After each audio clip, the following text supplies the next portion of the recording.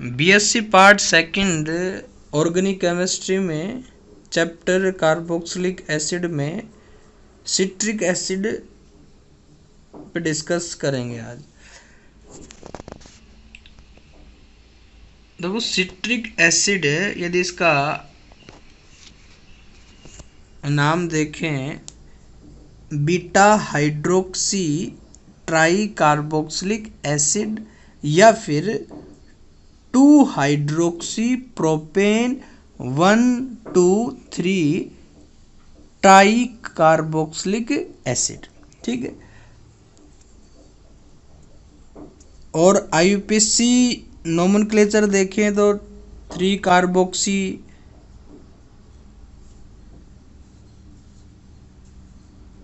3 hydroxy pentane 1,5 dioic acid, ठीक है। ज़्यादातर नींबू के रस में पाया जाता है सिट्रिक एसिड। कुछ फ्रूट में भी पाया जाता है सिट्रिक एसिड, ठीक है। सबसे पहले तो सिट्रिक एसिड किस में खोजा गया है भाई? नींबू में। अब देखो मेथड ऑफ प्रिपरेशन की बात करते हैं, ये तो हो गया सिंपल। अब देखो मेथड ऑफ प्रिपरेशन में सबसे पहले बात करेंगे फ्रॉम ग्लिसरॉल। ग्लिसरॉल की अभिक्रिया HCl के साथ करवाते हैं, ठीक है। यहाँ से क्या बाहर निकल जाएगा? 2HCl ले लो, यहाँ पे 2HCl, यहाँ से H2O, यहाँ से H2O बाहर निकल जाएगा और Cl जुड़ गया। देखो ये Cl जुड़ गया, ठीक है। उसके बाद में ऑक्सीडेशन करवाएंगे। ऑक्सीडेशन करवाएंगे तो एल्कोहल किस में कन्वर्ट हो जाएगा? कार्बोनिल कंपाउंड में, ठीक है। एल्कोहल किस में कन्वर्ट हो गया? CO में। एल्कोहल किस में कन्वर्ट हो गया? CO में। इसके बाद में HCN हाइड्रोजन साइनाइड के साथ अभिक्रिया करवाते हैं।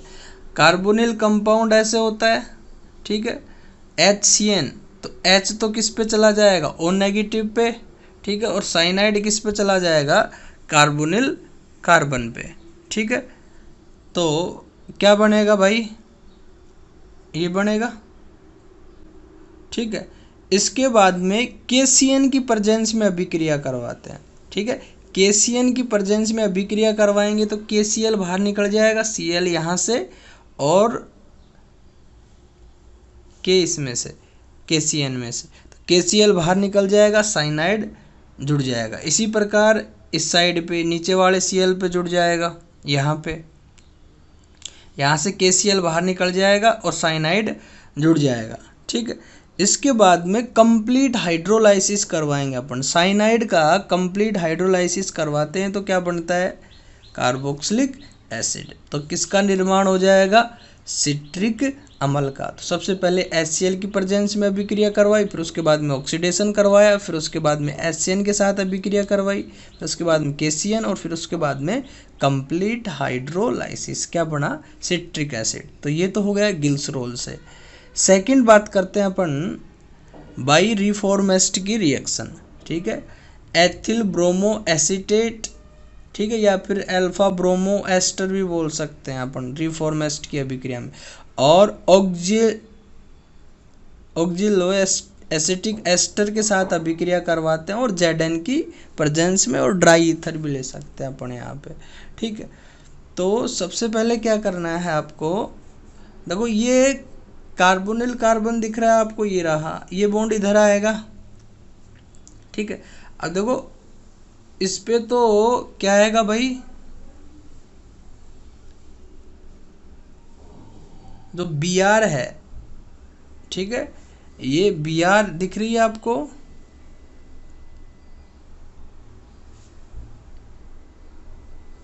तो OZnBr है। OZnBr तो कहाँ चला जाएगा? ऑक्सीजन के ऊपर। देखो सिंपल सा है, अपन CH2 ये बनता है CH2ZnBr, ठीक है। तो CH2 पे माइनस आता है, मेटल पे क्या आता है? पॉजिटिव आता है, ठीक है। तो मेटल वाला पॉजिटिव है ना, वो तो किस पे जुड़ जाता है? ऑक्सीजन के ऊपर। और CH2 किस पे चला जाता है? ये कार्बन दिख रहा है ना, यहाँ CH2 माइनस यहाँ अटैक करता है, ठीक है। तो क्या बनेगा? ये बनता है, ये बनता है, ठीक है। उसके बाद में हाइड्रोलाइसिस करवाते हैं अपन। हाइड्रोलाइसिस करवाएंगे तो यहाँ से H3O+ की प्रेजेंस में यहाँ पर H दे दो, इधर OH दे दो, ठीक है। और इधर से करवा दो, एक इधर से बॉन्ड ब्रेक हो जाएगा, इधर से बॉन्ड ब्रेक हो जाएगा, एक इधर से बॉन्ड ब्रेक हो जाएगा, ठीक है। तो क्या बन जाएगा? सिट्रिक एसिड, ठीक है। इसके बाद में बात करते हैं अपन केमिकल प्रॉपर्टीज की इसकी, ठीक है। फॉर्मेशन ऑफ साल्ट, ठीक है। सिट्रिक एसिड की सोडियम हाइड्रोक्साइड के साथ अभिक्रिया करवाते हैं, सोडियम हाइड्रोक्साइड के साथ अभिक्रिया करवाते हैं। तो सबसे पहले देखो क्या बनता है? मोनोसोडियम सिट्रेट, ठीक है। फिर उसके बाद में NaOH के साथ फिर अभिक्रिया करवाते हैं, तो फिर क्या बनेगा? Die sodium citrate. फिर उसके बाद में फिर से NaOH के साथ अभिक्रिया करवाते हैं, तो क्या बनता है? ट्राई सोडियम सिट्रेट, ठीक है।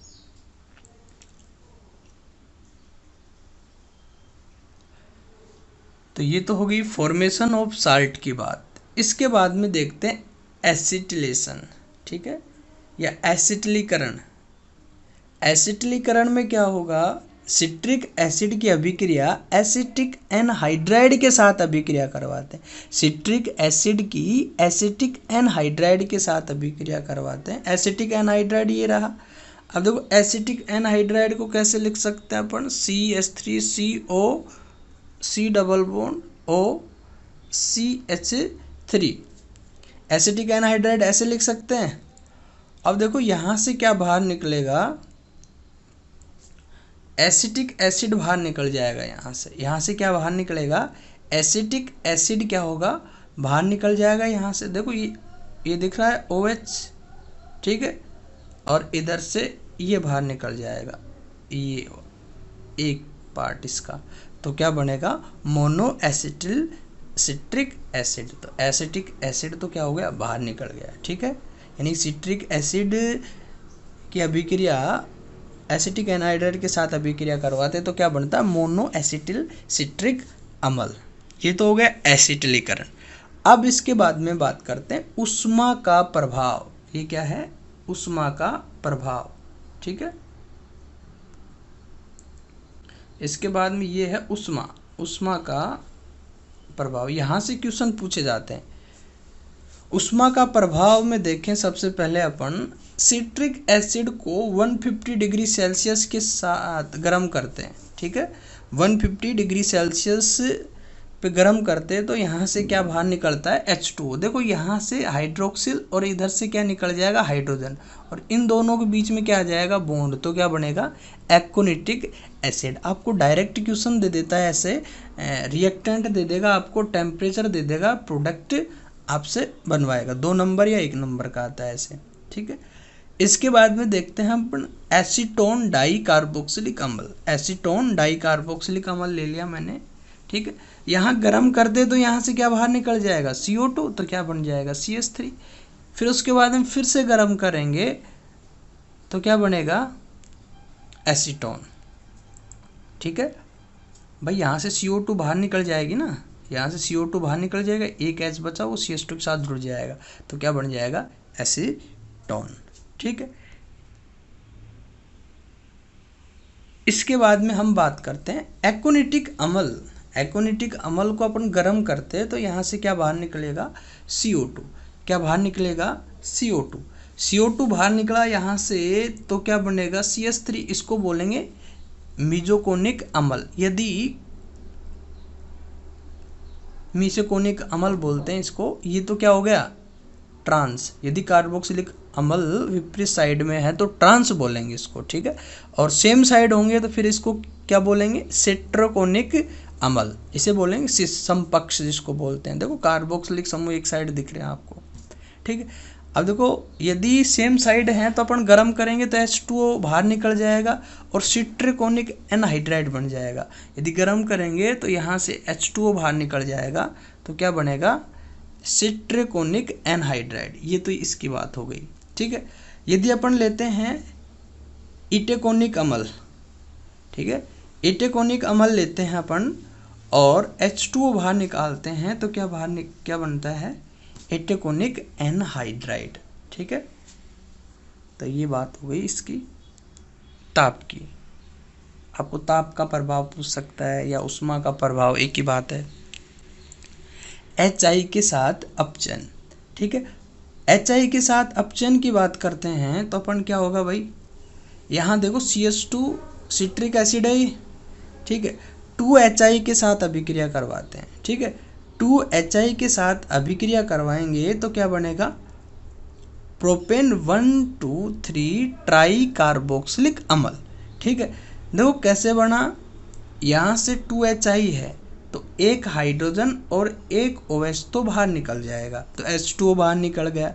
2 आयोडीन है तो I2 बाहर निकल जाएगा।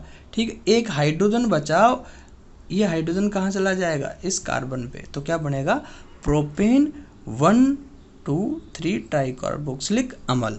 यानी कि सिट्रिक एसिड का I2 के साथ अपचयन कराने पर, आयोडीन के साथ आयोडाइड के साथ अपचयन करवाने पर क्या बनता है, प्रोपेन 1,2,3 ट्राई कार्बोक्सिलिक अम्ल। इसके बाद बात करते हैं सांद्र सल्फ्यूरिक अम्ल के साथ। सांद्र सल्फ्यूरिक अम्ल की बात करें अपन, यदि सिट्रिक एसिड यदि सांद्र H2SO4 के साथ अभिक्रिया करवाएंगे तो क्या बनेगा, एक्ोनिट्रिक अम्ल। ठीक है, क्या बनेगा, एक्ोनिट्रिक अम्ल। ठीक है, यदि फ्यूमिंग, यदि अधिक मात्रा में क्या ले रहे हैं अपन, अधिक मात्रा में लेते हैं अपन सिट्रिक H2SO4 तो क्या बनेगा, डाई कार्बोक्सिलिक या एसीटोन डाई कार्बोक्सिलिक अम्ल। ठीक है, सबसे पहले बात की मैंने सांद्र H2SO4 की। ठीक है, तो क्या बनता है, एक्ोनिट्रिक एसिड। ठीक है, यदि फ्यूमिंग H2SO4 अधिक मात्रा में ले रहे हैं तो क्या बनेगा, एसीटोन डाई कार्बोक्सिलिक एसिड। ठीक है, ज़्यादा मात्रा में ले रहे हैं H2SO4 तो क्या बनेगा, एसीटोन डाई कार्बोक्सिलिक एसिड। ठीक, कम मात्रा में ले रहे हैं तो क्या बनेगा, एक्ोनिट्रिक एसिड। अब देखो इसका जो उपयोग है, यूजेज तो ज़्यादातर रंगाई छपाई रंग वाले काम आते हैं, उनमें यूज आता है इसका, जैसे मिठाई, अचार, मुरब्बे आदि में ये रक्षक के रूप में काम में लेता है। कुछ औषधियों के रूप में भी प्रयुक्त होता है। रक्त की कमी, ठीक है, रक्त की कमी एनीमिया के रोग में फेरिक अमोनियम सिट्रेट का काम में लिया जाता है। ठीक है, ये सारे इसके उपयोग हैं। फोटोकॉपी में इसके लवण जो होते हैं वो फोटोकॉपी करने में भी काम आते हैं। ठीक है, इसका उपयोग धातुओं पर पॉलिश करने तथा जंग आदि के धब्बे दूर करने में इसका उपयोग किया जाता है। तो ये तो हो गया सिट्रिक एसिड। ठीक है।